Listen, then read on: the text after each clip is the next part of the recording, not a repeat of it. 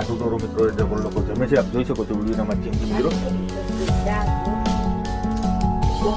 ઘર બની જાય ને બેન તમારું? હવે તમારું ઘર બની જાય, મકાન બની જાય, પછી બસ વાળી છોડીને ચોખ્ખું રાખવાનું.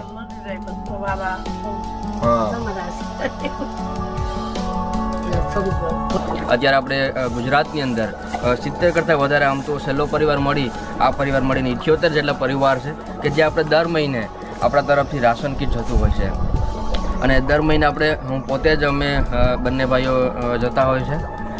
ખૂબ ખૂબ આભાર શ્રીકાંતભાઈ વાઘેલા, જેમની યુટ્યુબ ચેનલ છે